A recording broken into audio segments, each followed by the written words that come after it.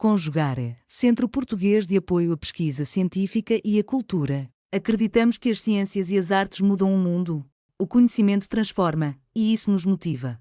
Jornada Internacional de Iniciação Científica e Extensão Universitária, GICEL 2025, realização dias 25, 26 e 27 de novembro. Olá, sou Matheus Cruz Rocha, aluno de Geografia da Unesp de Ourinhos. Faço parte do grupo de pesquisa em Geotecnologias aplicadas aos estudos ambientais, orientada pela professora Edneia Aparecida dos Santos Galvanin. E hoje eu vim apresentar para vocês o nosso trabalho, que é o uso da classificação orientada a objeto na análise espacial de áreas irrigadas por pivôs centrais.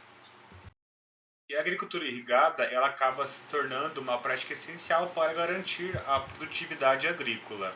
E entre todas as várias técnicas de irrigação, o pivô central ele acaba se destacando, pois ele tem uma grande eficiência e também ele é capaz de cobrir grandes áreas irrigadas.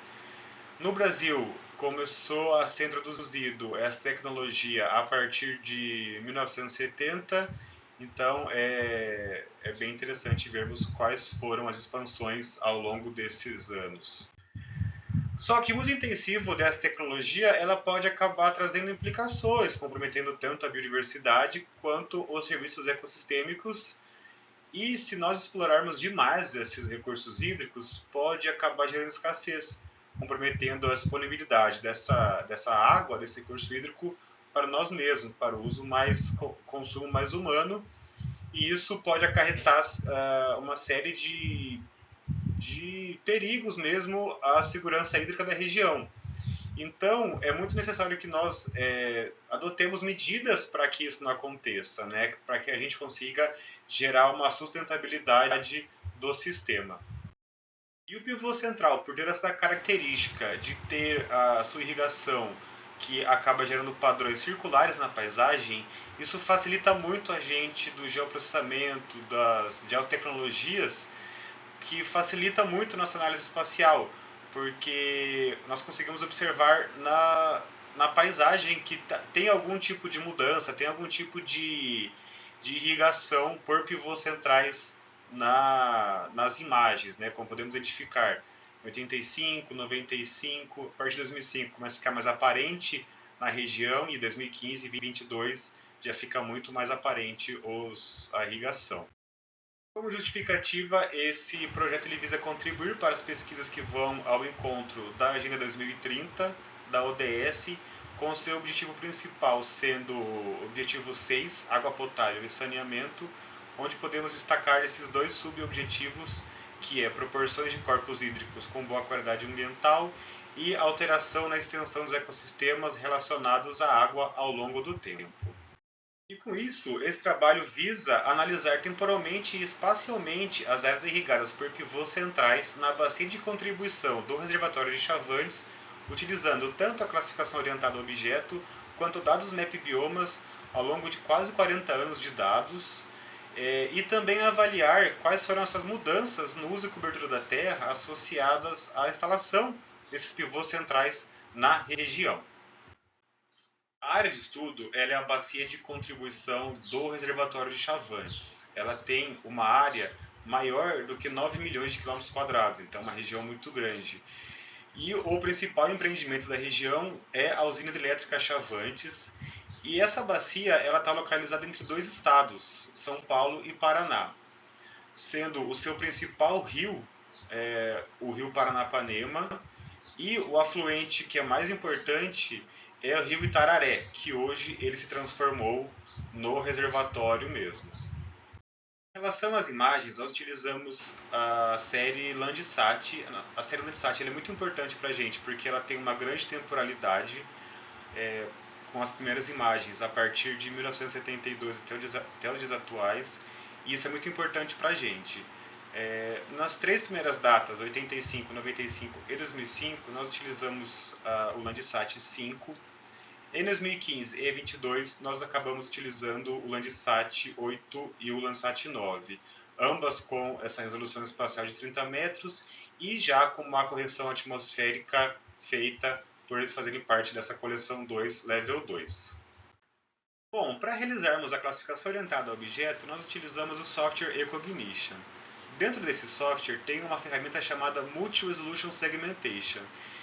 E a principal característica e objetivo dessa ferramenta é agrupar pixels que elas tenham homogeneidade espectral e formas geométricas idênticas, para assim criar segmentos.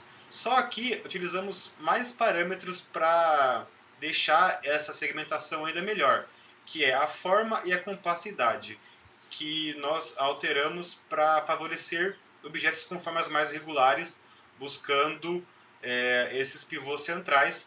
Posteriormente, nós realizamos uma coleta de amostras que acabou servindo de base para o treinamento do algoritmo de classificação.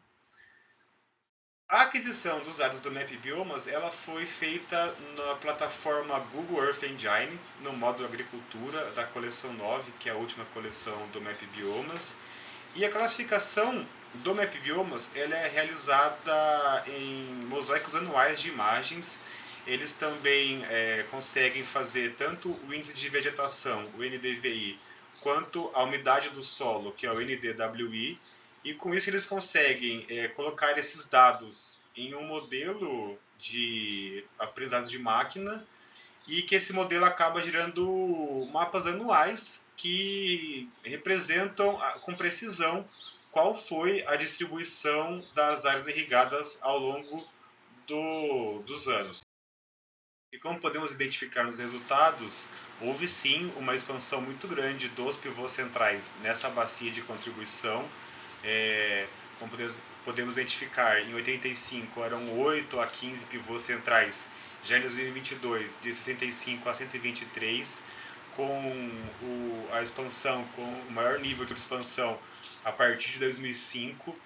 Em relação à expansão geográfica, os dois dados eles nos apresentaram o mesmo tipo de expansão, que é nessa região mais a nordeste da bacia, onde 85 era um pivô central, 95 aumentou, a grande expansão em 2005 e 2015 e 2022 já com uma expansão mais consolidada.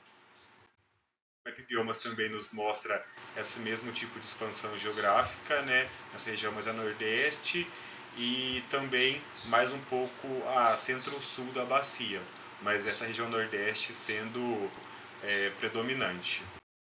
Para avaliarmos qual foi a mudança do uso e cobertura da terra associadas à instalação desses pivôs centrais, nós realizamos uma matriz de transição, onde nós pegamos dados das principais classes em 1985 e as principais classes de 2022. E com isso conseguimos realizar essa matriz de transição com o produto diagrama de Sankey. E como podemos identificar nesse diagrama, a floresta ela perdeu bastante área para a agricultura, né, para a agropecuária e tudo mais. Também teve uma grande conversão da vegetação herbácea para a agropecuária também, né, um pouco para a floresta. A agropecuária ela dominou o período, como podemos identificar que ela já era uma classe muito abundante em 85 e em 22 ela aumentou ainda mais a sua classe. As áreas não vegetadas ela teve pouca mudança, pois em relação à expansão urbana, e os corpos d'água eles também tiveram uma estabilidade muito, muito boa, pois temos que lembrar que ali é um reservatório, então é muito difícil realmente ter uma diferenciação muito extensa dessa classe. O aumento dessa irrigação ela é um cenário nacional brasileiro, porque o próprio governo ele acaba dando incentivos fiscais para que os produtores eles comprem esses tipos de equipamento, né? Como por exemplo o ProIrriga do BNDES.